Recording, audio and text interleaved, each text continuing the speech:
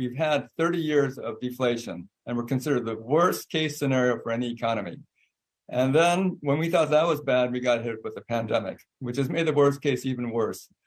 And most recently, of course, we've had this weakening of the yen from somewhere around 108 to about 143 today in a very rapid period of time. What has all this caused is obviously it's affected the consumer sentiment and it's been a very negative environment. What that also means, though, is that Japan is a bargain basement sale. If you're looking from a dollar-based situation and you plan to buy real estate, or you're planning to buy, a company, or if you want to go to one of our Michelin star restaurants where we have so many.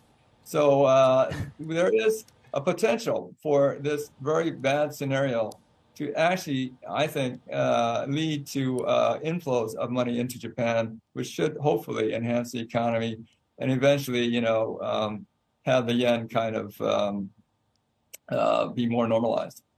Let's talk food, because it's an industry that you know remarkably well. You launched Domino's and Wendy's in Japan. So when it comes to what we're seeing right now, right, because you've got all of this survey data, the Teikoku surveys that suggest everyone's going to be increasing their food prices. Restaurateurs, they're all saying they're going to be increasing their prices. You've got the government trying to put a little bit of a lid on wheat prices, for example. I suppose the case, could it not be made that food prices should be going up, and then that could potentially spur people to ask for more when it comes to wages? Or is that just something that won't happen because you'd want wages to increase in Japan? That's probably been one of the biggest problems, no? Yeah, so as I mentioned earlier, for 30 years there's been inflation. As a result, people have been saving rather than spending money. And that has, of course, been an issue for the whole economy because consumers spending 60% of GDP.